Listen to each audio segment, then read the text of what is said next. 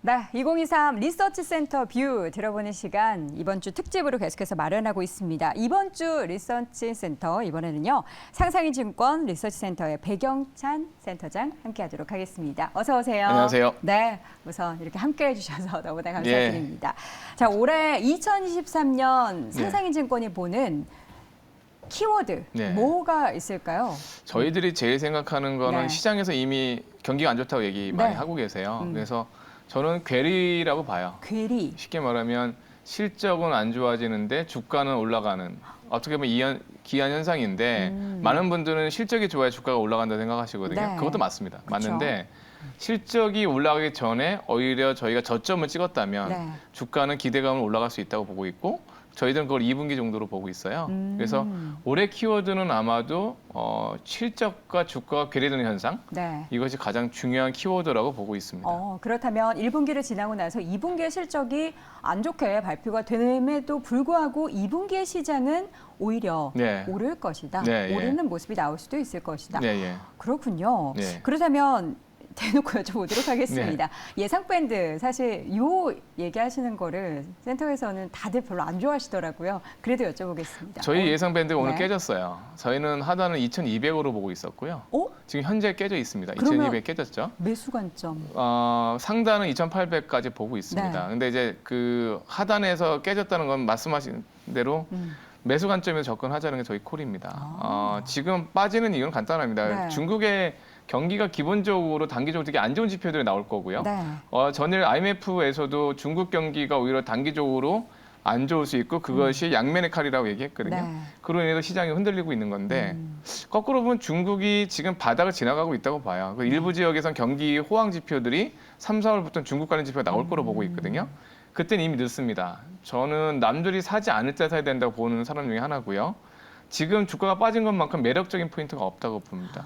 빠질 때마다 사셔야죠. 그래서 저희들은 하단 2,200을 계속 유지할 것이고 2,200 밑에서는 더 강하게 매수하자는 저희 상상인 리서치 센터의 뷰를 계속 유지하도록 하겠습니다. 오늘 사실 그 밴드 하단이 깨졌다라는 부분에 있어서 그럼 하단을 더 낮출 수도 있다 이런 생각도 했는데 오히려 2,200 아래서는 계속해서 매수 관점이다라는 좀 어떻게 보면 희망적인 강력한 시그널을 주셨는데 가장 궁금한 건 그럼 센터에서 하우스에서 보는 올해 유망한 섹터를 고르시지 않으셨겠습니까? 어떤 쪽 보셨습니까? 저희들은 크게 보면 5개 섹터 정도 골랐는데 첫 번째는 아까 말씀드린 대로 올해 작년 같은 경우는 가장 화두는 또 미국이었어요. 금리 인상. 그러니까 잘 생각해 보시면 벌써 작년 이틀밖에 안 지났지만 근데 올해는 저는 중국 그리고 오히려 금리 인하할 겁니다. 저는 그렇게 봅니다. 금리 인하가 되지 않든 되더라도 얼마가 될 거냐도 중요하지만 금리 인하를 시도하는 측면, 금리 인하에 대한 이야기들이 가장 중요한 화두일 거예요. 그 얘기는 시장의 질이 바뀌고 있다는 뜻입니다. 그죠?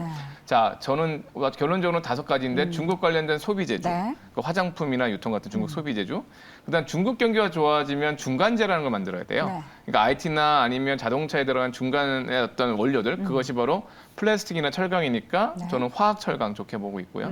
중국 소재죠. 그다음 세 번째로는 좀 생뚱맞을지 몰라도 바이오라고 보고 있거든요. 사실은 작년에 미국 S&P 500에서 바이오는 시장 대비해서 높은 수익률을 기록했는데요. 우리나라만 가장 낮았어요. 그리고 중국도 바이오주는 나쁘지 않게 움직였거든요. 그만큼 저희가 바이오주에 거품이 껴 있었다는 얘기고요. 중국 관련되거나 관련되지 않더라도 바이오주의 파이프라인 지금 상당히 좋게 되고 있고 주가는 충분히 조정받았고 아까 제 모두의 키워드가 말씀드렸던 것처럼 실적과 주가가 괴리되는데 그럼 내년 삼성전자의 실적이, 그러니까 올해 죄송합니다. 2023년에 실적이 증가하지 않는다고 보고 있거든요. 그럼 실적이 증가하지 않을 때 어떤 것이 가장 유망하냐면 파이프라인을 깔아놓고 4, 5년, 2, 3년 동안 우리가 성장할 수 있는 기업들이에요. 그중에 원오브댐이 바이오입니다. 저는 바이오를 좋게 보고 있고요. 그다음 네 번째로는 당연히 지금 이제 지역적인 어떤 예전에는 대항해 시대였어요. 그러니까 가장 싸게 만드는 게 중요했어요. 잘 생각하면 20년 전만 하더라도 가장 싸게 만드는 게 경쟁력이고 그래서 중국으로 모든 원재료가 들어갔고 거기서 뚝딱뚝딱 해서 중간재를 만들어서 다시 뿌려주는 이런 대항해 시대가 되다 보니까 조선업종 호황이었고 중간재다 호황이었죠. 앞으로 10년간은 어떻게 될 것 같으세요? 저는 그냥 지역 경제만 활성화될 거예요. 그 유럽, 미국, 중국. 쉽게 말하면 패거리 문화가 되고 있거든요. 어쩔 수 없습니다. 이 현실이고. 그러니까 결국은 미국이 중국을 견제했기 때문이고요. 그러면 결국 간단합니다. 이제 경쟁력은 미국이 원하는 걸 만들어주면 됩니다. 아주 간단합니다. 미국이 원하는 거를 만들어줄 수 있냐 없냐. 원가는 중요하지 않아요. 그래서 저는 말씀드린 방산. 네. 그러니까 그와 관련돼서는 2차전지나 태양광도 상당히 중요하거든요. 왜냐하면 중국이 제일 잘하는 게 2차전지 태양광인데 미국은 가만두지 않을 거거든요. 그럼 누구랑 손을 잡을까요? 가장 제조업이 잘 되어 있는 한국, 대만, 일본인데 대만, 일본은 아직 태양광 2차전지가 좀 약한 편이에요. 네. 그래서 한국이 아마 그 수혜주가 될 거고 그래서 실적과 주가가 괴리됨에도 불구하고 분명히 많이 성장하는 주가가 상승할 수 있는 기업은 아까 말씀드렸던 2차전지 태양광, 방산 쪽까지도 포함해야 된다고 보고 있습니다. 네, 우리 센터장님 제가 인터뷰를 처음 진행해 보는데 너무 말씀을 시원시원하게 해주셨어요. 그러니까 예. 오늘 사실 시장이 별로 안 좋아해서 기분이 울적하고 우울감이 컸거든요. 예. 근데 말씀해주신 내용을 들어보니까 갑자기 왜 희망이 생기죠? 제가 뭐 쓸데없이 희망을 드리는 희망 고문이니까요. 근데 지금 말씀드리고 싶은 건 시장이 그동안 1년 동안 조정받아 왔어요. 그렇죠. 그리고 계속 단기적으로도 중국의 확진자 뉴스 때문에 네. 여차가 일희일비가 있을 거고요. 근데 저희들이 보는 거는 분명히 봄은 옵니다. 네. 겨울이고.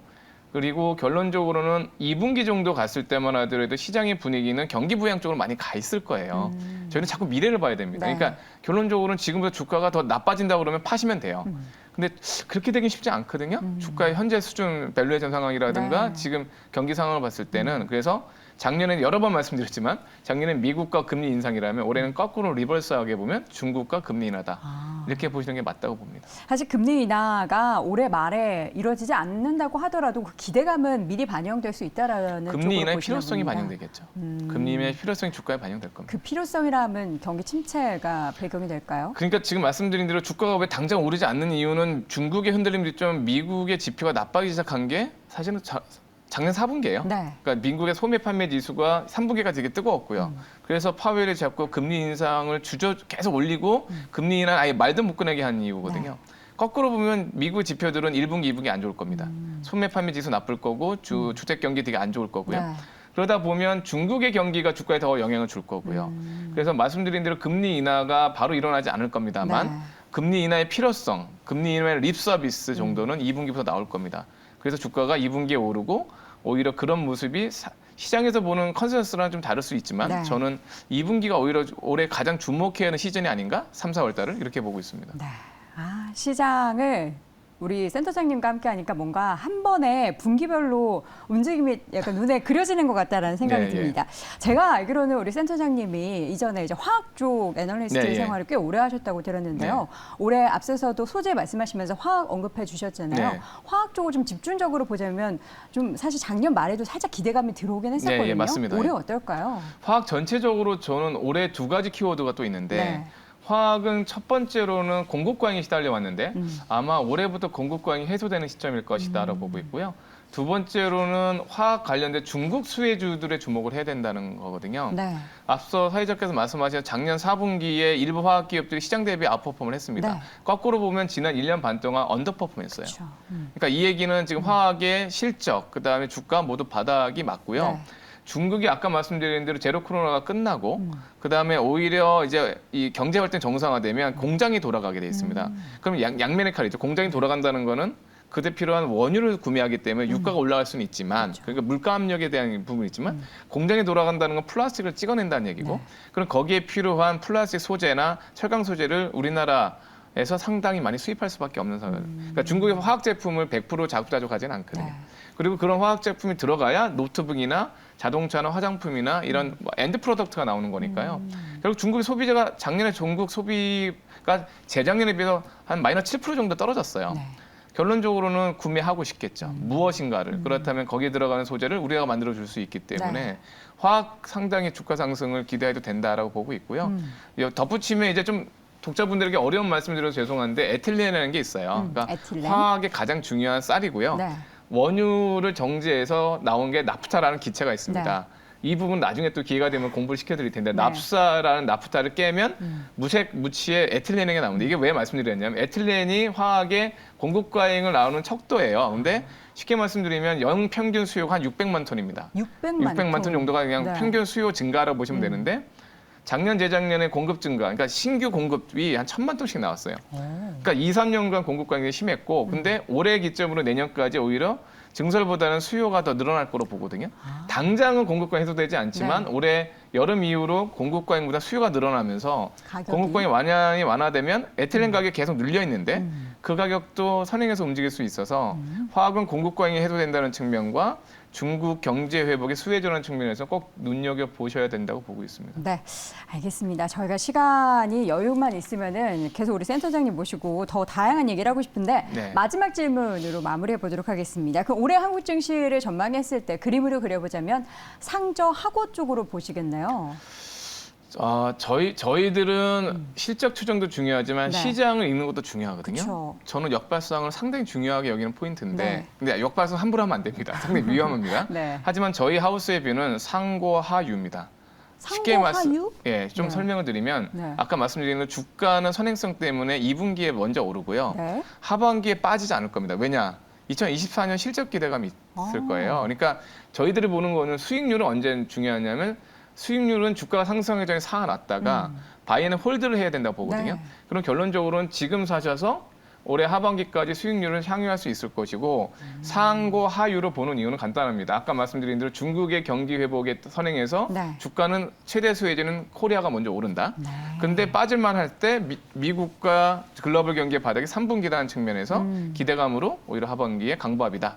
이렇게 보고 있습니다. 제 미소 보이시죠? 네. 상고하유. 예. 제가 들었던 이야기 중에서 가장 기분 좋은 이야기가 될 것 같습니다. 2023년의 트렌드가 우리 센터장님 말씀해 주신 것처럼 지금이 오히려 저점이고 계속해서 긍정적인 분위기가 형성되기를 저도 바라보도록 하겠고요. 오늘 이 시간 상상의 증권의 배경찬 센터장 함께했습니다. 센터장님 오늘 고맙습니다. 고맙습니다.